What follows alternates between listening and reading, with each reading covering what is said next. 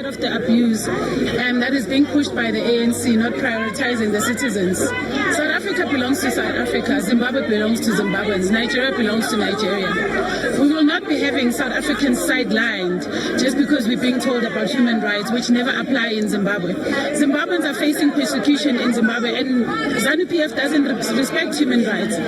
We cannot have South Africans' human rights being infringed just so we can make other people comfortable. It doesn't work anywhere in the world. Blocked access to services based on nationality and documentation status. The 3 Operation Dudula members were released on free bail today after storming the Lillian Ngoyi Clinic in Diepkloof, Soweto, after questioning patients about their nationality and demanding identity documents. Now, to discuss this matter further, we're joined by Health Minister Dr. Aaron Motsoaledi. A very good evening to you, Dr. Motsoaledi. Thank you so much for your time. I know that you've condemned protests by Operation Dudula and other civic groups targeting healthcare facilities, but on the other hand, the movements have vowed to continue questioning patients about their nationality and demanding identity documents. What is your stance on the position? What is your position on that stance? Because they're saying that they're going to continue. Well, Paul, I met Operation Dudula yesterday. We met for about 3 hours. I took them through this whole process of immigration, and I told them they might be solving what looks like a legitimate problem, but using wrong means, because in health we treat everybody who enters there who is sick, and they can't expect us to chase people away when they are sick. Whatever the circumstances of their nationality is just not allowed in healthcare anyway. And they must not confuse issues. There is this belief, Mpo, that healthcare is free in South Africa, but not in any other country in the world. And I want to correct that. Healthcare is free for children under 6 and young women. That was declared by our founding president, Nelson Mandela, in 1995, I think.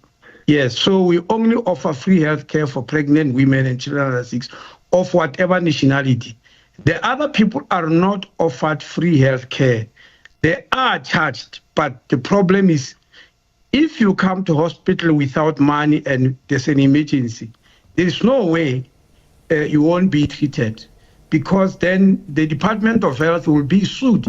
It will be litigated in a way unimaginable. They then proposed to me that because doctors and nurses have signed an oath, have taken an oath of office, and they are forced by the oath to treat everybody. The clerks in the hospital did not take an oath of office. We must instruct them not to give anybody a fine if such a person does not have documentation. This was my response to them. First, yes, I responded to them in 2 ways.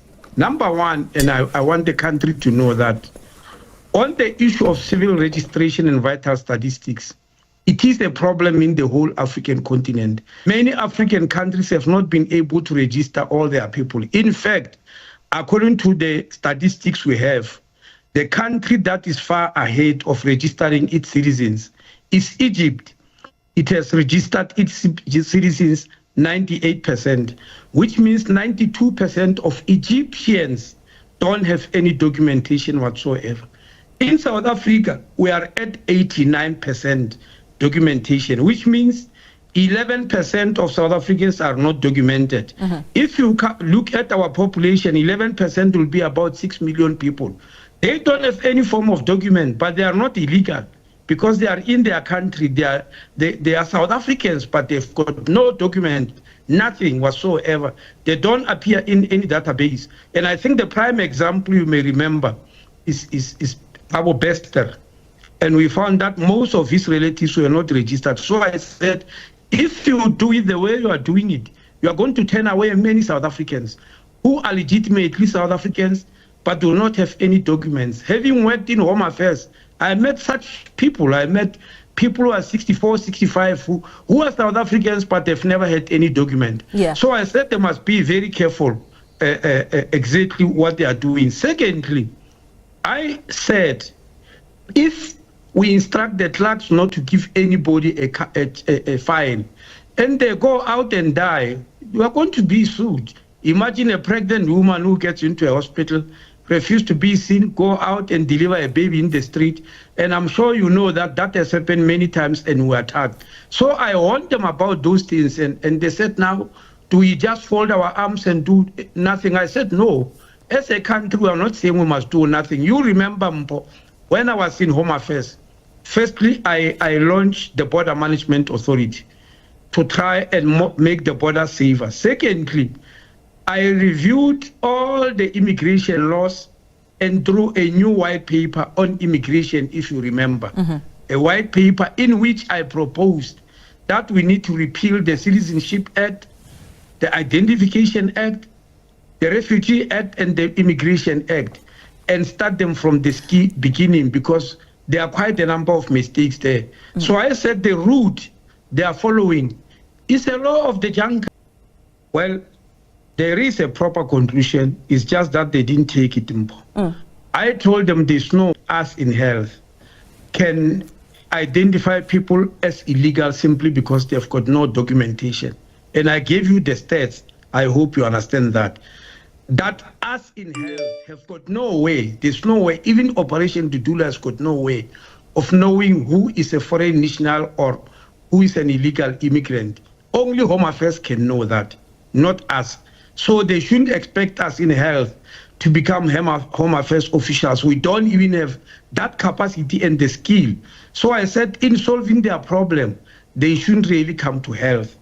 But secondly, I told them that I advised them that problems are solved through the laws, because we can't be a law of the jungle in our country. And that's why I give them example of the laws. And I even complained, when I was in Home Affairs, Operation Dudula used to march there many times. Yeah.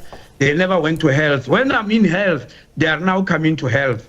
As if all these issues of immigration has to be solved by me. So I told them that we have got no option, because we don't have the capacity nor knowledge. We'll always call police when something like this happens. And anybody who enters the hospital yard, we'll have to treat that person. Yeah. We can't, as health, send them away as they were demanding. But Minister, when they stop them in the streets, it's also not us in health, because we don't have that capacity. It's an issue of law enforcement, not ours. Just on that point, with you having been Home Affairs Minister, perhaps let's veer to a different direction. What is your reaction to the tensions which flared in Germiston with the torching of the Home Affairs building? I mean, the CBD turned into a scene of chaos. Well, those are some of the things that I was giving as an example. I understand. I just heard from now on the media. It's not that I know facts.